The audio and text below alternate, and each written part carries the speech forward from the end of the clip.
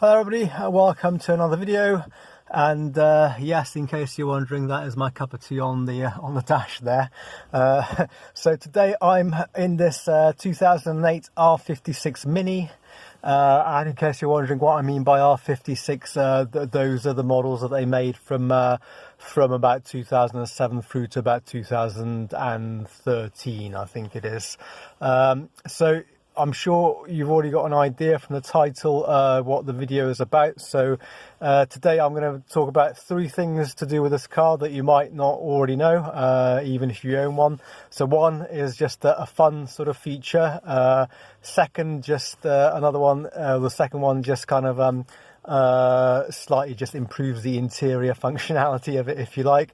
And the third one, which I'm actually going to talk about first, I actually think it addresses a very important, what I think is really a safety concern in this car. So yeah, that's what we're going to talk about. Okay, so a feature of these cars is this centrally mounted speedometer. And the reason they put it there is, as I'm sure most of you probably already know, is because that's where the speedometer was on the original Mini that they made back in the 60s. So it's part of the retro design, if you like. So that's why the speedometer is mounted there in the middle of the dash. And I suppose you could argue that it looks quite nice. How it looks, I suppose, is a matter of taste. But it's sort of it's part of the design, the retro design of the car. Which is all fine and good, from an aesthetic point of view. But I think, I don't know how many of you are going to agree with this, maybe sort of like put in the comments if you do or you don't. But I think sort of the problem is with having the speedometer there is you're kind of like driving along, obviously looking ahead, as you do. If you want to sort of know your speed, which you obviously want to do regularly when you're driving, you actually have to turn your head through like quite a bit of an angle to look sort of over and down at that speedometer. And I think, like, compared to just on a normal car, like say where that rev counter is on this one, where you just kind of like literally just glance down like that, I think that having to actually like literally like turn your head and look down there, it is further down than where it would be as well if it was on the dash. So literally you are kind of like having to turn your head and look down a bit as well. I find that one quite irritating, because when you think in modern road settings with all the speed cameras and everything, you have to check your speed very regularly, and I don't like having to keep sort of turning my head around each time I want to look at this see what speed I'm going. And I think that not only is that quite irritating, I personally think it's a bit of a safety problem as well, because it does take a few extra fractions of a second of your attention every time you want to look at the speedo. And let's just say that happens, I know it's unlikely, but let's just say that happens to coincide with a critical situation on the road.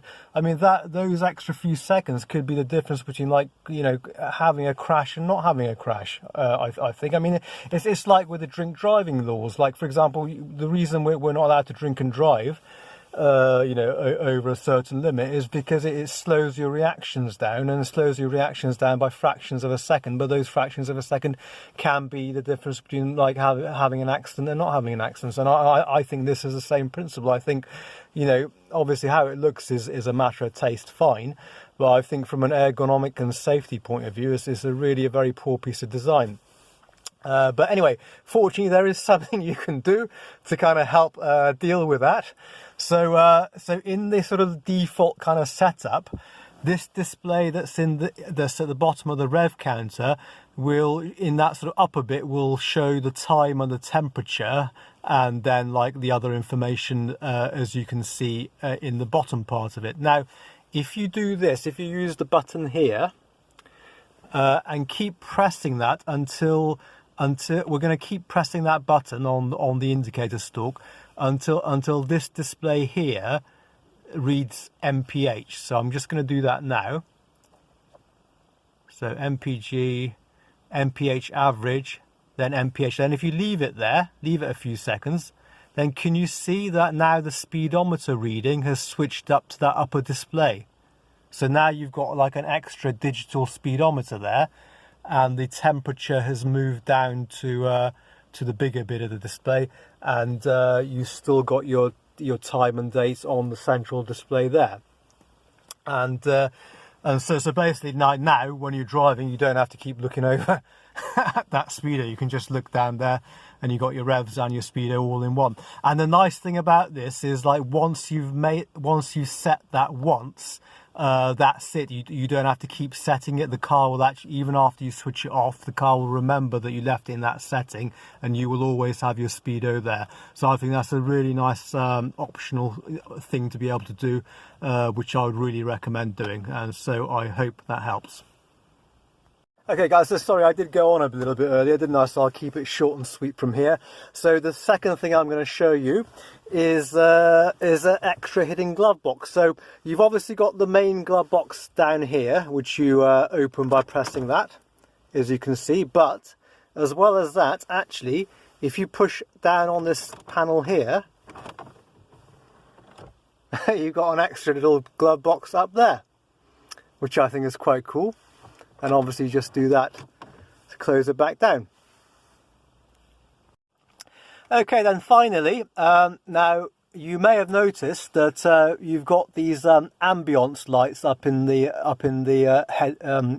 head console there, and these obviously are just designed to give the inside of the car a bit of like a, like a useful kind of like nice glow at night time. But you might have wondered what this button does, because if you just push it or pull it like that, it doesn't seem to do very much. But actually what you've got to do is, if you pull it and hold it, look at what it does to the ambience lights. Can you see how they change colour? It's like that. And to make them, so they slowly go from like orange to like a purpley colour to blue. And then if you want to change them back to orange, you push it the other way and hold it. And as you can see, they slowly change back to orange.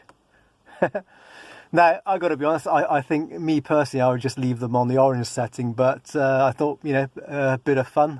So yeah, I thought, why not let you know that, in case you haven't noticed. So yeah, that's it guys. Bit of an unusual sort of fun sort of video. Thank you for watching. Hope you liked it.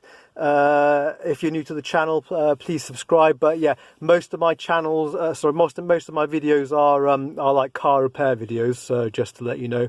But every now and then I do like to do something a little bit kind of light-hearted, if you like. So yeah, hope you liked it. Thanks for watching. Bye bye.